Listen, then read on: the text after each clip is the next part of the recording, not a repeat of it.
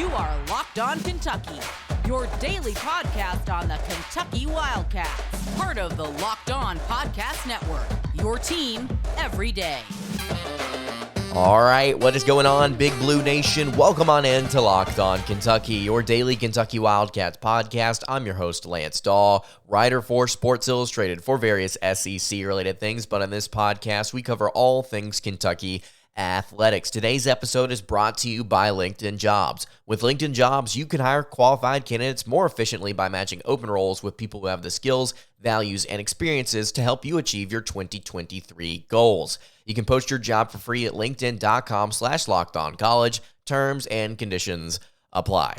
On today's episode of Locked On Kentucky, we are going to be discussing the reality of Kentucky basketball, which is that the season may be over because of what happened on Saturday. Going to be talking about Kentucky versus Georgia.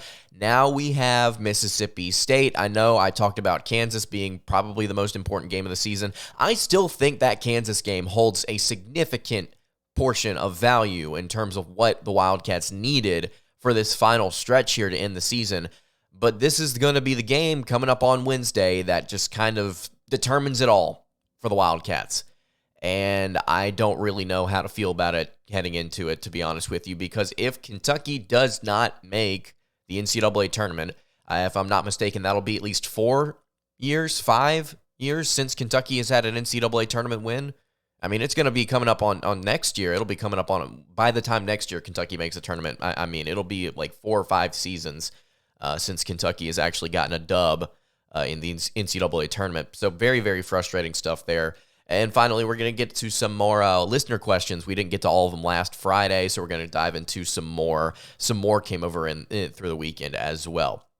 Thank you so much for making Locked On Kentucky your first listen every single day. I want to remind everybody out there that we are free and available on all platforms. And if I'm not mistaken, we have just surpassed 3,300 subs on YouTube. Really, really appreciate you guys sticking around to listen. And hey, while this season may be on the brink of destruction, you should subscribe to the show anyway, because we're going to be talking about a lot of great stuff this offseason.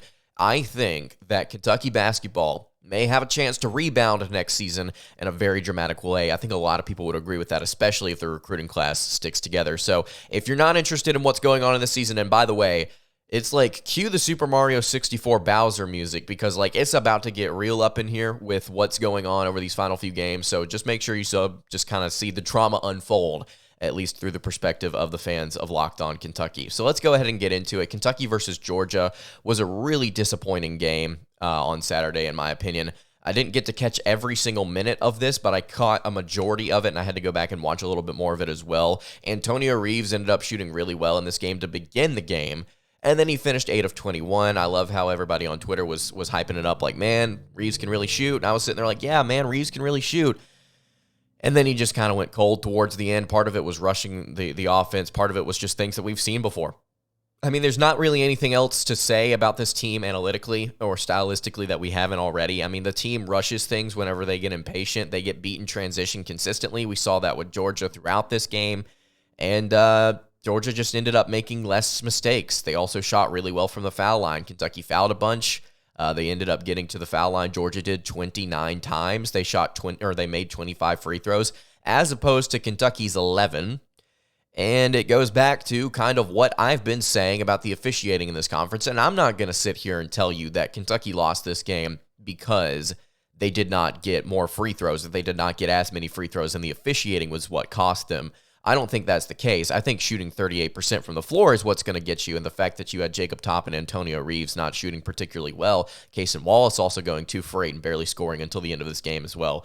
That's what loses you a game, right?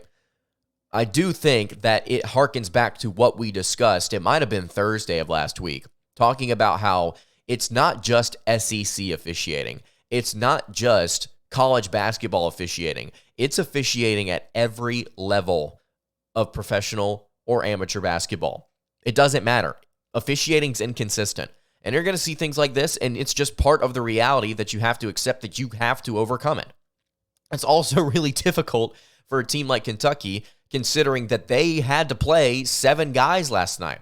They don't have a healthy roster. Sahvir Wheeler was out for this game. CJ Fredrick was out for this game. So you had 2 guards that you couldn't utilize. And to be honest with you, how valuable are they currently to this team? I think is a question some of you are asking, at least on social media. I'm not suggesting anything. I'm just telling you what I've seen online. But it was a tough situation to walk into, considering what the injury bug had done to the Wildcats, and it was a really tough situation to kind of win, especially when you look at how this game started. Georgia just kind of started firing on all cylinders, and Kentucky was cold. I mean, there's not really much of a different way to put it. At one point, Kentucky was down 5-13 at some point in the first half, and then they were able to kind of tie it back up in the first, and then Georgia grew their lead towards the end. A bunch of three-pointers, I believe, by Georgia towards the end of the first half helped them there. And then it was kind of a back-and-forth affair up until, I want to say, the last 4 minutes of the game. Kentucky was able to build a little bit of a lead. They were able to come back, actually, much thanks in part to what Antonio Reeves was doing earlier, which was knocking down a lot of different shots. And then Kentucky just kind of lost their mojo. And Georgia made their free throws, and that was kind of it. Cairo Oquendo was a guy that we highlighted, I believe, heading into this game. And I said that based on what we saw last game, there wasn't a whole lot to lead me to believe that Kentucky was going to all of a sudden just get blown out in this one. I was also under the impression that either Fredrick or Wheeler was going to play, or at least play some sort of minutes, and then Calipari announced, or the team announced right before the game, oh, well, these guys aren't going to go, so we're going to be playing with a 7-man rotation. For anybody out there who wants to dog Kentucky and just kind of be melting down over this loss, I would like to counter it with the fact that Georgia goes 10 deep. This is what Mike White likes to do. He's got a roster that he's not necessarily comfortable with, so he's trying different things with these guys. First year on the job. It was on the road in Stegman against a Georgia team that just got to the foul line a lot. And so it was more for me coming away from the game, less anger and more it's just kind of is what it is at this point. 68 points on the road against a Georgia team that doesn't play great defense. I mean, that's just kind of where we're at right now if you're not going to have your entire roster. The fact that Damian Collins was stepped into the game, had 8 minutes and 4 personal fouls, and did not record a single stat other than a turnover. Outside of that is a little bit disappointing. Adu Thiero came in, and man, he did not do much for the Wildcats. I'm just confused. I'm confused. You would expect a little bit more out of your bench rotation. Obviously, there's a reason some of these players are on the bench, but I'm just kind of sitting here okay, yeah, I'm not shocked that this happened. I didn't expect it to happen. I expected Kentucky to go in there, and I expected them to win. I expected them to shoot significantly better from the floor than they did, and they ended up not doing that. Oscar, by the way, started this game cold. He ended shooting 6 of 11. I don't really care. Kentucky can't protect the rim, and so the longer he stays out there on the floor, the more I'm just yep, Kentucky can't really do much about that. I mean, that's just kind of is what it is. They were playing with a short rotation. They had to foul a lot, or they did foul a lot, and it ended up making things a little bit awkward towards the end. So that's just kind of where I'm sitting at with it. Kentucky lost a game that they could have won. Georgia is not a better basketball team, period. Full stop. I think Kentucky's got better athletes. I think they've got better coaching. It's just you wind up in a situation where, things like this happen. Sometimes you take losses that they just are what they are. I don't really have much analytical expertise on this one, guys. It's just kind of we wanted to see Kentucky kind of build some momentum here towards the end of the season. They got run on by Arkansas, who is a decent basketball team, and then they got beat by Georgia, who's not great.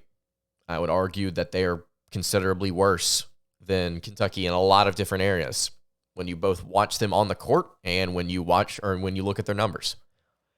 And so now our attention turns, I think, to a really interesting opponent because they, in a lot of different ways, model what Kentucky has struggled against this season. Now you have Mississippi State, and this could be the bubble game of all bubble games heading into this week, at least for me. Before I get to that kind of thought process and what we think about this game and what Kentucky could be doing in this matchup, I want to tell you guys about our friends over at LinkedIn. As a small business owner or hiring manager, you know that success in 2023 all depends on the team members you surround yourself with. That's why you have to check out LinkedIn Jobs. With LinkedIn Jobs, you can hire qualified candidates more efficiently by matching open roles with people who have the skills, values, and experiences to help you achieve your job. Or achieve your goals. LinkedIn Jobs also helps you find the right people for your team. It's faster, and it's all for free, and it's really, really easy to create a free job post. You can add your job to the purple hashtag hiring frame to your LinkedIn profile to spread the word that you're hiring. You have simple tools like screening questions. It makes it really easy to focus on candidates with just the right skills and experience so you can quickly prioritize who you'd like to interview and hire. It's really, really simple, guys. LinkedIn Jobs helps you find the qualified candidates you want to talk to faster. You can post your job for free at linkedin.com/lockedoncollege. That's linkedin.com/lockedoncollege to post your job for free. Terms and conditions apply. All right, continuing along here on the Monday edition of Locked On Kentucky, Lance Dawe hanging out here with you. Hey, if you've not already, make sure that you check out the Locked On College Basketball Podcast. Really, really great stuff over there with Andy Patton and Isaac Shade, host of the Locked On Tar Heels and Locked On Gonzaga Bulldogs podcast. It's everything you need to know about college basketball in one place. You can hear from big-name experts, insiders, coaches, and players. That's Locked On College Basketball, available on YouTube and wherever you get your podcast. Again, would highly encourage you guys to go check them out if you're a fan of Kentucky or college basketball as a whole. They will be talking about both over there, and hey, sometimes I help on the show as well. So Kentucky's got a big matchup coming up. I feel like I've said that 500,000 times over the past few weeks, but this one feels like the backbreaker. Now, I understand what Coach Cal said at the end of the Georgia game. He said that we've got the kind of schedule that, if we go win games, we'll be fine. You're going to have to win games. It's what he told people after the end of the Georgia game. It's like, well, we've got a schedule that if we just win the games, there's not going to be any sort of problem. And that was my tune, right? That was my tune after the Florida game. Like, hey, look, you could go 4-4, but if you beat the big teams, get the good wins, it's not going to matter. It's literally not going to matter that you go 4-4. But now you've already lost to Arkansas. And you've lost to Georgia, who was not one of the quad one opponents that you needed to beat. And so here we are, Wednesday, February 15th, 2023. We've got a massive matchup, in my opinion, against the Mississippi State Bulldogs. Now, Mississippi State is a really interesting team for a couple of reasons. First of all, Hunter Shelton of Wildcats Today over at Sports Illustrated, writer at Fan Nation, points out that John Calipari is 16-1 against the Bulldogs during his time as Kentucky's head coach. But Mississippi State is coming into this game on a little bit of a different kind of tear. So they started the year off under first-year head coach Chris Jans 11-0. They started off 11-0. If you recall, way back in December, whenever I was doing SEC Power Rankings heading into the conference slate, I was very skeptical about Mississippi State because I did not think what they were doing was sustainable based on the way that their offense operated. They are currently one of the worst teams in the nation in three-point percentage. They're actually the fifth worst, and they are the fourth worst team in terms of free throw percentage. So if you put them on the foul line or you make them shoot from outside the arc, they are going to struggle. Offensively, they're really, really bad. But it's the defense for Mississippi State that has really carried them. They are fourth nationally in defensive adjusted efficiency, and while that did not translate for the better part of the SEC slate, they opened at the SEC slate winning what? 1, 2, 3, 4, 5, 6, 7, losing 7 of 8 to begin the slate. They have since won their last 5 games, albeit against a couple of bad teams, but they also beat TCU in the SEC Big 12 Challenge, who is a decent team. They also beat Missouri and Arkansas. They beat Arkansas by 4, which is something that Kentucky couldn't do. I think part of that is matchup based. Mississippi State has a little bit more height. I think they were able to physically manhandle them just a lot better than Arkansas did. I mean, there are several teams like Tennessee and Auburn in this conference that you just go toe-to-toe against. I'm like, well, they may not be able to shoot, but if they're tall and they've got some physicality to them, it's going to be a dogfight. That's just how the league is structured this year. That's how it's been structured for a while. If you have a more physical team, it's similar to football, to be honest with you. If you have a more physical team, you're more than likely going to be able to win out, even if you can't shoot. And that's kind of what Mississippi State has done. It wasn't working for the better part of the SEC slate, but now all of a sudden they've turned it around, and they're projected to win 5 out of their last 6 games. The only loss that they have on their schedule, according to KenPom, is to Missouri. And they only project the Bulldogs to lose that game by 2. So you've got a Kentucky team who is struggling right now. I think in a lot of different areas, health-wise, and also, like physically against opponents like this. Going up against a team that has won their last 5 games. And here's the best part about all of this.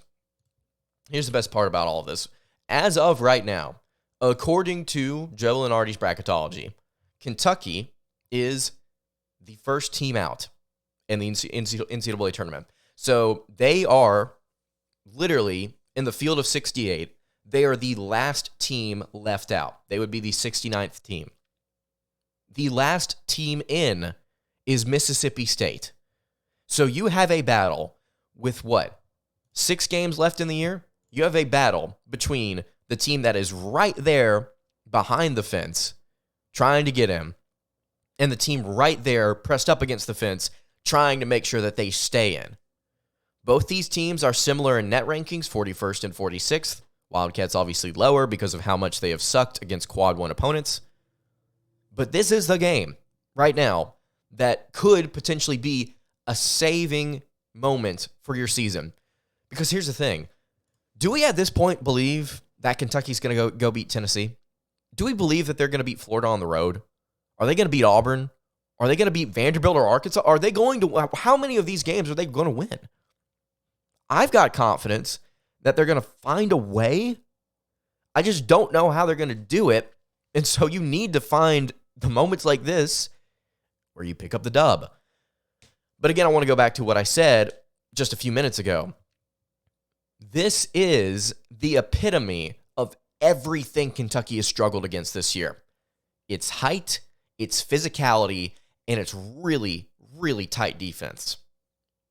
Michigan State, you lost to them. UCLA, you lost to them. Alabama, you got blown out. Kentucky, even against teams like Michigan, they struggled. You have to find a way to break that curse in this one. And to be honest with you, because of the shortened roster, because of the lack of momentum, because of what Mississippi State, guys, you have to think about the other side of this. There's desperation written all over this game. It's not just the Wildcats. It's also the Bulldogs. First-year head coach, they've got some more experienced players on their roster that are trying to get to the NCAA tournament. DJ Jeffries, Cam Matthews, Deshaun Davis, Shaquille Moore, Tolu Smith, guys that we've heard about for a while, some transfers that are coming in that are talented too. This is like a big moment for both these two teams. Because just because you finish 20-11, just because you finish 19-12, that's great. But if you don't pick up the good wins, there's nothing guaranteed for you. It's almost guaranteed that you don't make it. And the SEC tournament, as valuable as it may seem to some, there's no guarantee you get a win in that either. We've talked about the seeding recently. Kentucky could finish as low as 8th. And if they finish 8th, boy, howdy, we got a problem. Because if they finish 8th, then you're going to have to play the 9 seed. And then you're going to have to play Alabama rested. And that could be your season. That could just be game.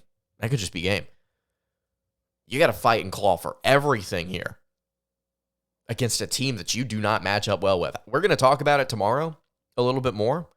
And then we're also going to have some people on the show to talk about this matchup and just talk about the state of Kentucky basketball a little bit more as well on Wednesday, I believe. Stay tuned for that. But yeah, guys, this is not a good situation. That Georgia game hurt. I expected Kentucky to win because I want to reiterate, they're the better team. It's a shock that Kentucky, with their health issues and everything, is repeating what happened last year. Again, I'm not surprised. I'm not shocked that they lost the Georgia. They could have lost the Georgia game. We pointed that out. What I'm saying is, as a whole, the product as a whole. Now that we're getting to reflect on everything, it's the same thing that happened last year. Except this team is not as good, I would say. And also, they're playing with a 7-man rotation right now, so that's awesome. Let's get to some more listener questions, and some of these actually tie into what we've been talking about. One of these actually is a football question, because in case you didn't see it, the SEC announced that they would actually be moving Texas and Oklahoma into the conference a year early, which is great for some of us. Before we get to that, though, I want to tell you guys about our friends over at Built Bar. Guys, if you're looking for a delicious treat, but you don't want all of the fat and calories, then Built Bar is pretty much the best solution out there for you. Built Bars taste really, really good, and on top of that, they're phenomenal for you as well. What makes Built Bars so good, you ask? Well, for starters, they're covered in 100% real chocolate, so right off the bat, you got that going for you. And then they also have some really, really good flavors. This is not a bit. I am I'm a stan of Built Bars in this house. They have flavors like churro, coconut almond, cookies and cream, salted caramel, double chocolate. They've got so many amazing flavors. These Built Bars taste like candy bars while maintaining amazing macros as well. Only 130 calories, about 4 grams of sugar, and 17 grams of protein. And you used to be able to order these over at Built.com, but now you don't need to wait around to go get a box. You can now get them at your local Walmart or Sam's Club. You can get a 4-bar box at Walmart. You can also get a 13-bar box at Sam's Club. Again, really great flavors, cookies and cream, brownie batter, churro, coconut puffs as well. Puffs, by the way, in case you didn't know, are the first ever protein-infused marshmallow. Those things are absolutely phenomenal as well. They, as the kids say, slap. So I would highly encourage you guys, if you're not going to go head over to Built.com, check it out at your Walmart or Sam's Club. You can thank me later. All right, wrapping up the Monday edition of Locked On Kentucky. Lance Dawe hanging out here with you. So we've covered the meltdown, right? I want to get back to some thoughts about what you guys are asking with the rotation and the individual play, and also a football question. So we've talked a lot about the rotation here recently, but we've got another question here from ScagSwag21 over on YouTube. And he asks, during the Bahamas trip, we were without Sahvir and Oscar, so Collins and Thiero had to pick up those minutes. Granted, the competition wasn't on the same level, but those guys performed well. Is there any merit to our lineups being better off with limiting Sahvir Wheeler and Oscar Tshiebwe? While solid players in their own right are 2 key returnees from a team who flaked out in the tournament, moving forward, are we better off relying more on the Bahamas rotations? I think there's a couple things that we have to note here, ScagSwag. First of all, the Bahamas rotations did lean heavy on Kentucky's, particularly their front court rotation, by players that have either not gotten the opportunities this year, have either been hurt for half of the year, or have not been popping off as consistently as we may have wanted them to. And you're right, part of that is because the competition was different in the Bahamas. Jacob Toppin has been somebody that I have been praising a lot recently. Statistically, he's been really solid over these past, I want to say, 10 games? It feels like now at this point, 10 or 9 games. This last outing was probably his worst in a while, but still, I'm really, really proud of the way that he's finishing his senior season individually. He's statistically improved. But he's somebody that we expected to be popping off after the Bahamas trip, right? And he's been steadier again over these past 10 or so games, but he's not been like Bahamas Jacob. And so you look at guys like Damian Collins, you look at guys like Lance Ware. I'm going to be honest with you, ScagSwag. I don't know if Kentucky can really afford right now to rotate back into what they were doing at the Bahamas, just kind of getting everybody involved essentially, because the roster's so hurt, they kind of have to play their best guys. And this past game against Georgia, by the way, a team that is just, I'm not trying to beat up on Georgia. They won the game. Props to them. They executed. But it's a team that is not that good. We lost to a team that's not that good. And we did it playing our best players. I don't know if we can get much else out of Thiero or Collins this year. I would like to see them play more. That's just me personally. As a fan, I think it's reasonable and understandable to expect fans to be calling for more players on the bench to get more time whenever things aren't going wrong. We also simultaneously don't understand what's going on in that locker room. We don't truly understand analytically more than these guys what works and what doesn't. These guys have been doing this for decades. They've won a national title before, granted only one. It's been a long time. But these guys are Division I coaches at Kentucky for a reason. So you have to trust what they do for the most part. It doesn't mean every single thing that they do is right. In fact, I've questioned it all along throughout this year. But Skag Swag, I think that I would love to see it. But for a couple of reasons, I don't think we're going to. Again, because of injury. And then also, I just don't know if this coaching staff wants to. Would we be better off? Again, that's a question that I don't necessarily know if I can answer. It's just dependent on whether or not this coaching staff can actually get the players out there and they put them in position to actually succeed. And I don't necessarily know what that looks like on the offensive and defensive end, because Kentucky's defense has been pathetic this season. I don't know what they would do outside of just throwing them out there. Because while I may want to coach at some point, I don't think that I could answer that question and say, okay, well, how do you best utilize guys like Ugonna and Yenzo whenever they get back? How do you best utilize Damian Collins as somebody that's not necessarily an offensive threat away from the basket, also not a ball handler? How do you utilize a guy that at your 4 that steps in and is, I think, a little different than what you get out of Jacob Tutley? What do you do with that? I'm not really sure. I also do like our backcourt of Antonio Reeves and Cason Wallace. I like the idea of letting those guys rock. But again, it's a Bahamas rotation would allow you to spread this out between 8, 9, maybe even 10 guys. And I don't think Kentucky's nowhere near comfortable at this point of the season, getting that deep into their bench. So while we may want it again, I don't think it's going to happen. I'm sorry. Phil Roberts on Twitter asked, how many years will it take before Kentucky fans get to watch the Wildcats play in Austin and Norman for football games? I'm guessing a decade at least. I'm guessing less than that, Phil, for a couple of reasons. Number one, I think it's dependent on whether or not the SEC implements that 9 conference game model, that 3-6 model, because if that happens, then you're going to see Kentucky play in Austin and Norman within a 4-year span. If that's implemented.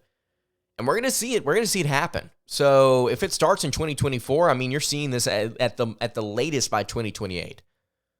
If they go with the 3-6 model, and all signs point to that being where the league office wants to roll. It makes sense conceptually. It's better than the 1-7 model. I don't understand trying to keep just one rival in your league, because some of the teams in this league, their biggest rival, so to speak, is not even their biggest rival. They're like Georgia Tech plays Georgia at a conference, although I can only imagine some Tech fans are begging for that one to be over. But yeah, I think that the league's leaning towards a model that would give Kentucky the opportunity to actually go and see all these different places pretty quickly, I would say. And if they don't end up going with that, if they end up sticking with the 8-team model or 8 conference game model, and they just say, screw it, we're not even going to go to pods, we're just going to keep our divisions, we're not even going to, I believe what's going to happen, and let me try and be clear here, Phil. I think that, and you may disagree with this, I'm just speculating. I got no idea what's going to happen, but I'm just guessing.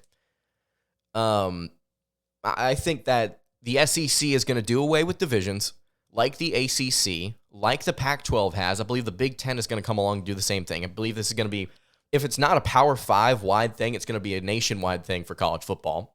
I think that some conferences will keep them because it allows certain things for. Anyway, point being, I think Kentucky's going to do, SEC is going to do away with divisions, and they are going to rotate this out with a 3-6 model in a 9-game conference slate. That's my expectation. So I'm basing my answer or response to you based off of that. If they don't, then I think we start to throw this out the window a little bit, because goodness knows what else they would do with their model. CRL Court on Twitter asks, and this is the final question of the day, why does Wheeler get crushed by the fan base, yet Fredrick gets a complete pass? Now, this one is interesting, and the reply to this one was essentially saying, and this wasn't me, essentially saying, well, where do you get your information online? Like, what part of the fan base are you on Twitter? Because I see Fredrick getting absolutely crushed by the fan base on Twitter. I think that Wheeler and Fredrick both do things that initiate response that is not positive. I'm trying to carefully choose my words here. They both are good players in their own right. They do certain things really well, but I would say, CRL Court, that for me personally, I have my my vices with both of them as players, not as people, as players. Some frustrations with the way that they operate, the way that they're utilized, I think is also something that's frustrating as well. So for me, yeah, I have fair criticism on them both, I think. As far as what the online fan base does, or just the fan base period, Wheeler gets crushed because of his size and his late game decision making, which part of that is him, part of that's coaching staff. You can't have a fifth-year point guard doing things like that, especially whenever you've seen him do better in the past. And then Fredrick, I don't understand why he would get a pass. I mean, it doesn't make sense to me, because statistically he was brought in to do one thing, and that was shoot the basketball and be that 3 and maybe D type of player. He struggles to play that as well, but he's not shot the basketball well this year. He struggled with injury. He's been very inconsistent, very inconsistent. And, there's nothing else to say, really. I mean, I have my gripes with both of them. So that's my perspective on it. CRL Court is like, why does Fredrick get a pass? I mean, in my mind, he doesn't. But if you're seeing that, I don't understand it either. So if you have any questions for the show, you can leave them in the YouTube comments below, or you can hit me on the socials if you want to drop a question there. That's going to do it for today's episode of Locked On Kentucky. Hey, you can follow the show on Twitter at Locked On UK. You can follow me on Twitter at LanceDawe_. And you can follow the show over on Instagram. That is at Kentucky Podcast. Again, questions, comments, concerns, leave them in the YouTube comments below or hit me on the socials. I will see you all tomorrow for another episode of Locked On Kentucky. Hope you guys have a great rest of your day, and God bless.